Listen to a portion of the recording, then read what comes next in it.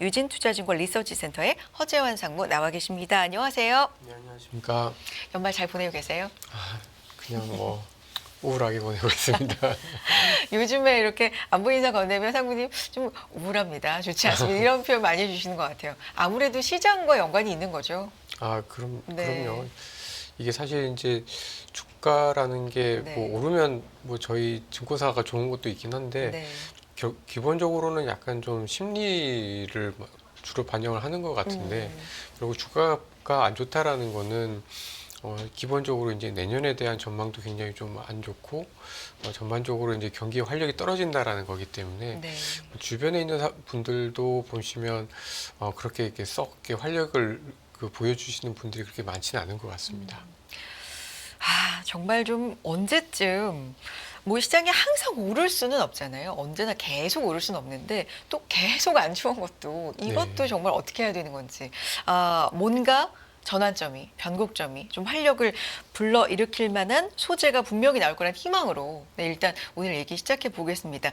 그런데 보고서 제목 자체가 또 급제동이네요. 네. 12월 FOMC 사실상 급제동이라는 제목의 보고서를 내셨는데 FOMC에 대한 리뷰인가요? 어떤 내용일까요? 근데 이거는 네. 뭐 FOMC 리뷰 자료인데 네. 조금 이제 좀 저희가 이제 보통 이제 금리를 인하를 하고 내년에도 이제 금리를 덜 인하를 할 거다라는 거는 대부분 다 알고 있었잖아요. 그렇죠. 근데 이제 그 내용을 보면은, 그러니까 내년도에 어떤 점도표가 이제 4번에서 2번으로 이제 좀 상향 조정된 것까지는 뭐 그럴 수 있다 이렇게 좀 보여지는데, 사실 이제 제가 이제 좀 주목했던 거는 파월 의장이 이제 얘기 중에 네. 이 연준 위원들의 어떤 점도표에 대해서 이분들이 이 관세라든지 이런 트럼프의 정책을 반영한 위원들도 있고 안 그런 위원들도 있고, 그래서 어떻게 보면 이게 이제 초기 단계다라는 식의 얘기를 좀 했었거든요. 네. 그러니까 이거는, 그러니까 전도표가 이제 내년에 2번 인하를 한다라는 거는 사실 이제 트럼프 리스크가 전혀 반영이 된 게 아니라는 거죠. 그러면 만약에 내년 1월에 이제 트럼프 취임 이후에 여러 가지 이제 정책들이 또 많이 나올 텐데, 이게 나오게 되면 또 한 번 바뀔 수가 있다라는 거고, 그렇다라고 하면은 내년에 금리 인하는 뭐 2번이 아니라 1번, 아니면 없을 수도 있는 거 아니야?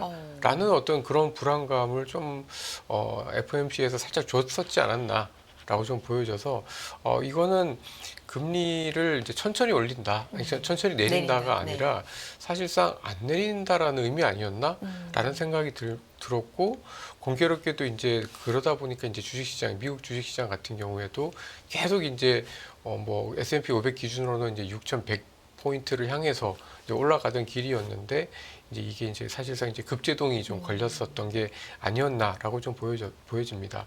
그래서 어떻게 보면 12월 FOMC가 뭐 내년도 금리는 내리는데 천천히 내릴 거야 라는 의미를 주려고 했었던 것 같긴 하지만, 내용적으로 봤을 때는 내년에 안 내릴 수도 있어 라는 의미를 줬었던 게 아닌가라고 좀 보여집니다. 2번으로 된 건 조금만 여기서 변화가 있으면 1번이거나 아예 0번 안 내릴 수도 있다가 변화가 될 수도 있기 때문에 여차하면 그렇게 될 수 있는데 이게 가장 중요한 건 트럼프에 의해서 좀 좌지우지가 될 것 같다라는 말씀이신데 구체적으로 말하면 트럼프 정책의 어떤 면이 그러면 1번 내리거나 안 내리거나 이렇게까지 갈 수도 있는 요인이 될까요?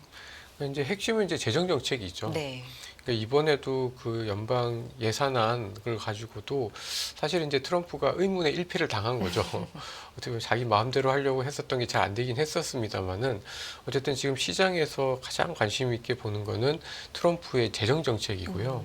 트럼프가 정말 감세라든지 뭐 이런 정책들을 얼마나 공격적으로 쓸 거냐 라는 부분에 있어서 사실 미국의 인플레가 지금 떨어지고 있고, 지난 주말에 뭐 약간 예상보다 좀 둔화하긴 했습니다만은 여전히 다른 국가들보다 굉장히 높은 수준에 있잖아요, 물가가.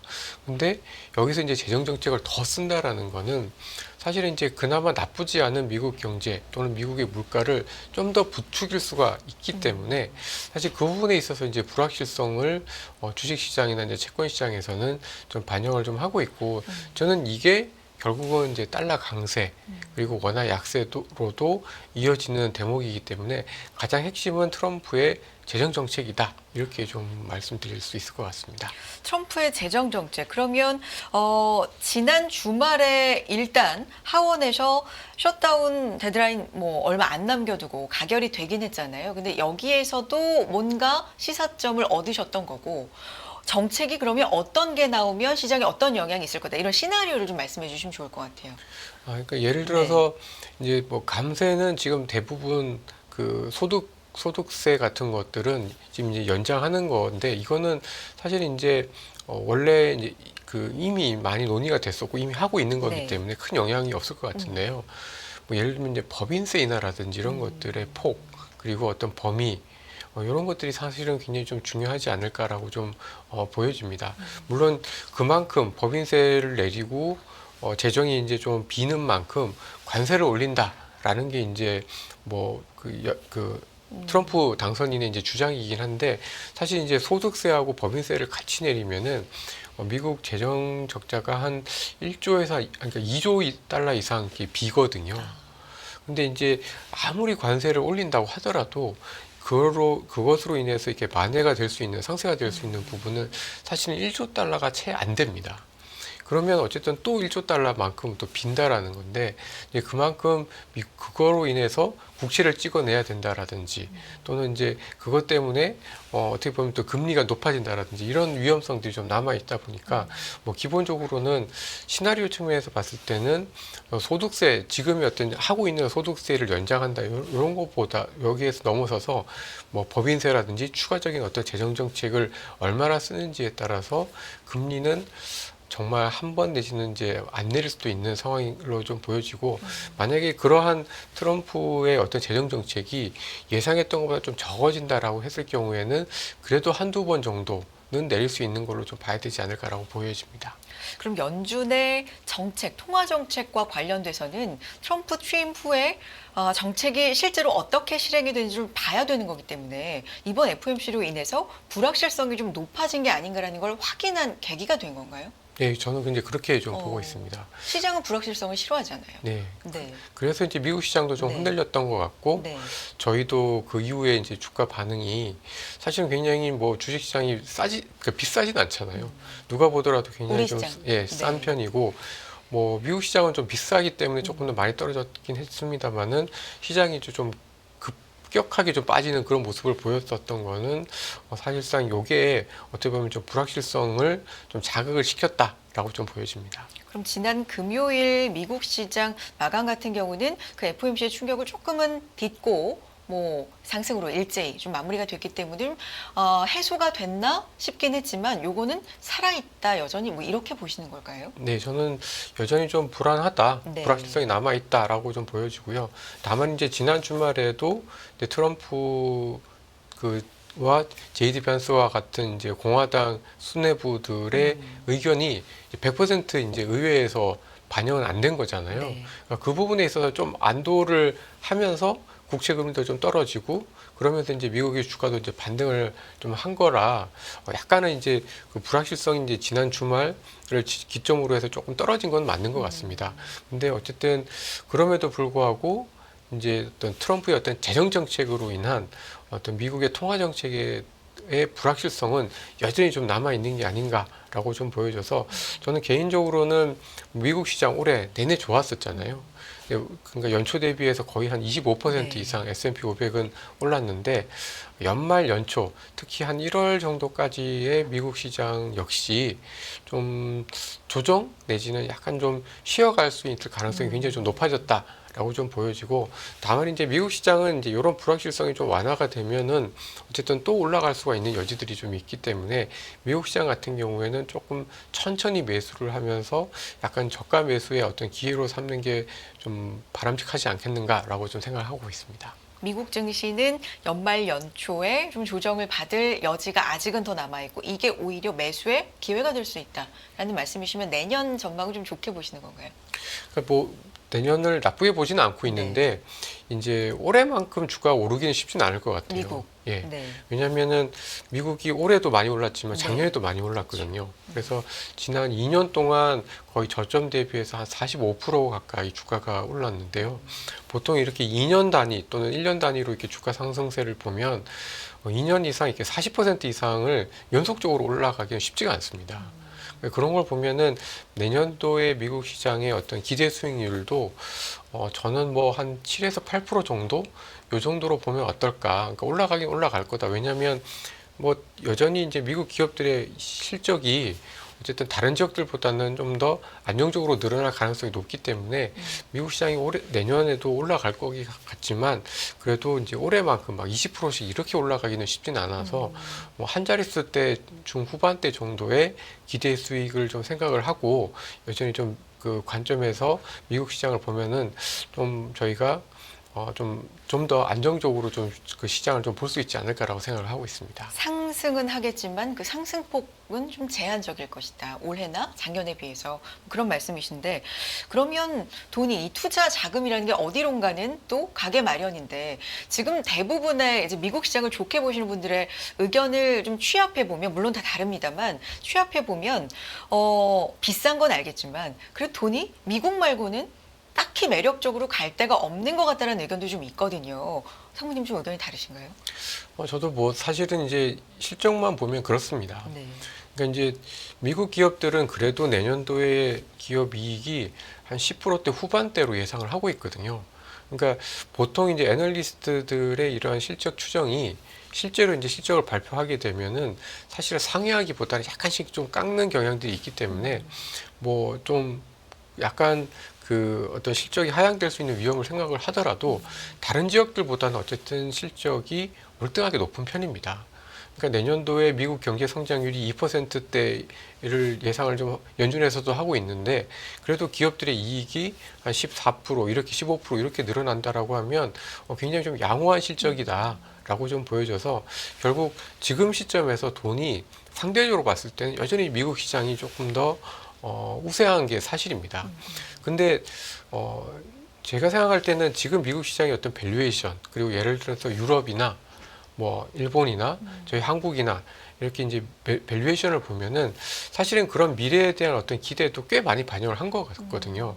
왜냐하면 유럽 시장의 PER이 미국 시장 대비해서 지금 한 40% 정도 싼데요. 역사적으로 이런 적은 한 번도 없었습니다. 그러니까 이제 미국 시장이 좋은 건 알겠는데 네. 이게 좀 괴리가 너무 많이 벌어진 게 아닌가라는 생각이 좀 드는 거죠. 그러니까 이제 뭐 당연히 그 구조적으로 유럽 시장이나 일본 시장 그리고 저희 한국 시장이 미국만큼 못할 거다라는 거는 알겠는데 알매도 불구하고 지금과 같은 괴리는 좀 심하긴 하다라고 좀 보여져서 제 생각에는 내년 중반 어느 시점에서부터는 이런 괴리가 좀 줄어들지 않겠는가 라고 좀 보여집니다. 그래서 아마도 상반기에는 여전히 좀 미국 시장 우위로 시장의 흐름이 좀 진행이 좀 될 것 같긴 해요.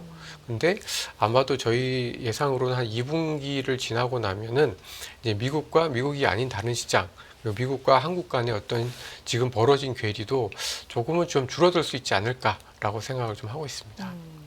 내년 중반 2분기를 지나서면서 어느 시점부터는 이 괴리가 좀 줄어들 만한 기회가 있을 것이다. 그러면 한국도 우리 시장도 좀 좋아질 만한 기회가 1분기 이후로 해서 좀 노려보면 되는 겁니까? 네, 네 그렇게 네. 좀 생각을 좀 하고 네. 있고요.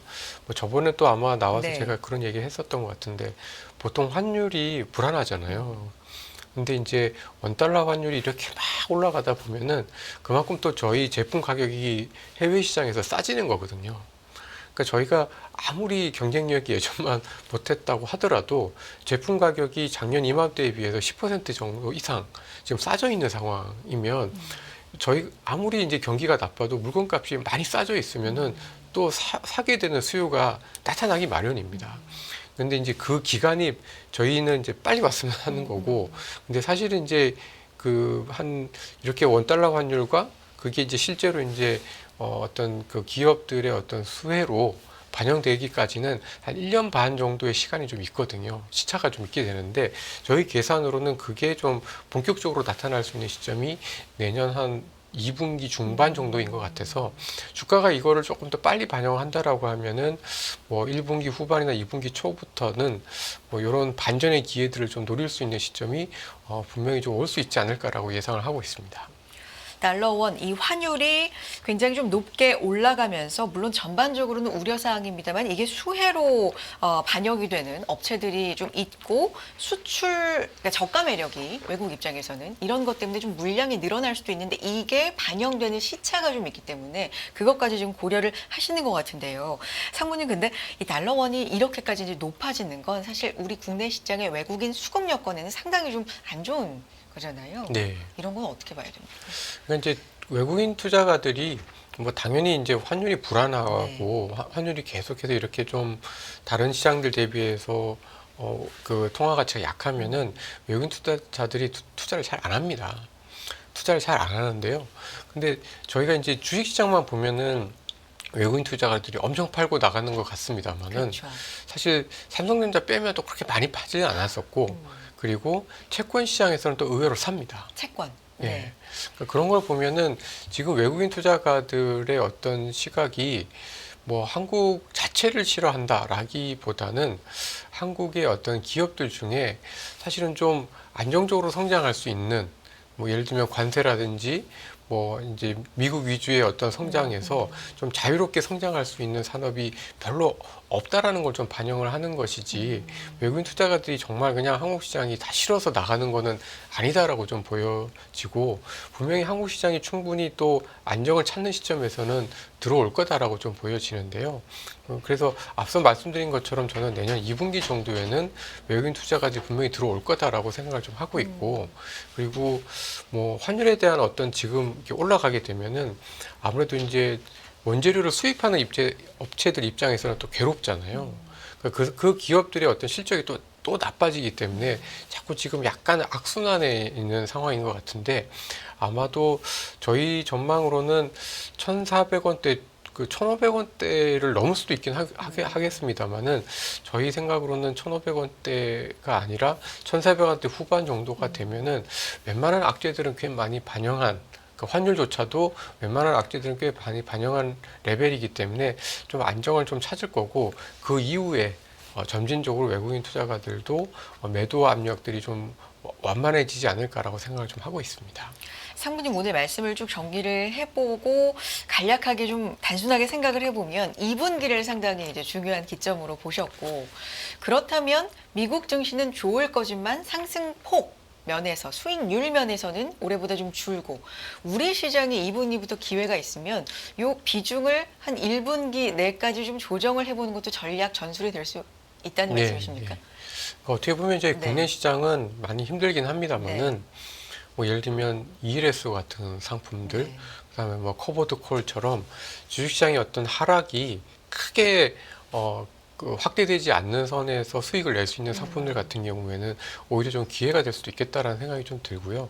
그리고 저는 1분기까지는 그래도 약간 뭐 모아간다 내지는 그 분할 매수 이런 관점으로 이렇게 살펴보면은 오히려 내년에는 뭐 저희가 지금 막 미국을 뭐 추월할 만큼의 어떤 그런 강한 상승세를 보이지 않을 수는 있습니다만은 그래도 올해보다는 훨씬 나은 상황을 저희가 좀 볼 수도 있지 않을까라고 기대를 좀 하고 있습니다. 특별히 좋게 보고 계신 업종 있으세요? 아마도 이제 2분기 이후에 이제 수출이 좋아지게 되면은 당연히 이제 수출과 관련된 업종들이 좀 좋을 거고, 근데 이제 지금 한두 분기 정도가 굉장히 좀 괴로운 상황에서는 아무래도 좀 내수에서 확실하게 독점적인 지위를 갖고 있는 업종들, 뭐 예를 들면 뭐 통신이라든지 뭐 인터넷이라든지 이런 업종들이 좀 좋을 것 같고, 그 다음에 뭐 계속 그 환율이 올라가니까 환율이 올라가는 것만큼 또 실적이 빨리빨리 좀 반영이 될 수 있는 업종들, 저희 계산으로는 기계 업종이나 조선, 그다음에 필수 소비 업종, 이런 업종들이 의외로 환율이 올라갈 때 또 빠르게 수혜로 잡혀서 지금 수출이 나빠짐에도 불구하고 상대적으로는 수출의 어떤 감소 폭을 좀 줄일 수 있는 업종들인데, 이런 두 축으로 좀 저희가 접근을 하면 어떨까라는 생각들을 좀 해보고 있습니다. 필수 소비는 구체적으로 어떤 게 있을까요? 그러니까 음식료 같은 것들이죠. 그러니까 음식료, 그러니까 이제 약간 K자 많이 붙는 저희 그런 상품들이 K푸드, 뭐 네, K 예, 그런 문화, 것들이 네. 어쨌든 내수이긴 한데 네. 또 수출을 함으로써 또 환율이 약해졌을 때 저희 원달러 환율이 약해졌을 때 그만큼 또 수출 가격의 어떤 매력이 높아지고 보통 전통적으로 이렇게 환율이 또 급격히 높아졌을 때 생각보다 그 분기의 실적이 안 나빠지는 모습들을 과거에도 좀 보여줬기 때문에 그런 업종들이 상대적으로 좀 그래도 좀 강세 상대적으로 아웃퍼폼을 할 수 있을 거다라고 예상을 하고 있습니다. 1월 20일 이제 트럼프 2기 취임 시작이기 때문에 이 부분 해서 미 증시라든지 우리 증시라든지 뭔가 어떤 세계 증시에 이게 새로운 국면을 또 맞이할 거다라는 예측도 가능은 합니다. 그게 어느 방향인지는 알 수 없습니다만 이런 부분에 대해서 어떻게 보십니까? 그러니까 저는 이제 네. 그 1월, 2월 정도가 네. 저는 뭐 저희 입장에서 봤을 네. 때는 악재의 클라이막스고 그러니까 한국 입장에서는 예. 그리고 악재 미국- 클라이막스. 예.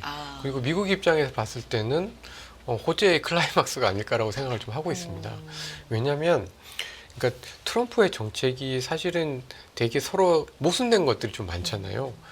감세를 한다고 하면서 관세를 올린다라고 하고 뭐 이런 정책들이 있는데 그 정책의 어떤 영향들 그리고 강도를 이제 실제로 이제 취임한 이후에 이제 정책들이 막 나오게 되면 막상 미국 시장 같은 경우에는 트럼프의 정책이 미국 경기와 미국 기업들의 실적이 좋아질 거야라고 생각했는데 그 기대보다는 좀 현실적으로는 좀 못 미칠 가능성들이 있고 저희 입장에서는 관세라든지 뭐 미국의 물가라든지 미국의 재정 정책 때문에 미국의 금리가 올라서 달러가 강할 수 있는 그런 모습들이 막 충분히 반영이 되고 난 다음에 막상 나오면 뭐 그렇게까지는 아니네 뭐 이런 식의 어떤 네. 주가의 반응들이 좀 나올 수 있을 것 같아서 막상 저는 1, 2월 달이 어쨌든 미국 시장과 저희 시장에 있어서 약간의 또 좀 벌어져 있는 온도의 차이를 줄일 수 있는 계기가 좀 될 수 있지 않을까라고 생각을 하고 있습니다. 예를 들면 저희는 관세라고 생각하니까 되게 좀 부담스럽잖아요. 근데 사실 미국 기업들도 관세를 올리게 되면은 분명히 이제 피해를 입는 업종들이 있거든요. 그리고 관세를 통해서 또 대중국 수출이 잘 안 되는 업종들이 분명히 좀 생길 거기 때문에 거기서 분명히 온도차가 좀 있을 걸로 좀 생각을 하고 있습니다. 1월 20일 취임 그리고 2월까지 어쨌든 초반에 이 트럼프 정책을 좀 눈여겨보면서 이게 어디에 악재의 클라이막스, 호재의 클라이막스가 될지 이 부분 좀 눈여겨볼 필요가 있겠고 상무님 오늘 말씀 정리해보면 2분기 우리는 좀 기회를 노려볼 만하네요. 미리 네, 대비도 네. 필요할 것 같고요. 알겠습니다. 여기까지 듣도록 하겠습니다. 유진투자증권 리서치센터 허재환 상무 함께했습니다. 상무님 말씀 고맙습니다. 할 것 없이 금리가 모두 올랐습니다. 금리? 그냥 지나치면 안 되죠. 골을 넣으려면 타이밍과 정확한 계산이 필수적인 것처럼 재테크의 시작도 금리에서 출발합니다. 금리부터 알아야 돈이 어떻게 움직이는지 자산의 흐름이 한눈에 들어오기 시작하죠. 자산 관리의 첫 단추이자 재테크의 핵심인 금리. 이 한 권에 모든 걸 완벽하게 담아냈습니다. 이제 금리와 썸 탈 준비 되셨나요?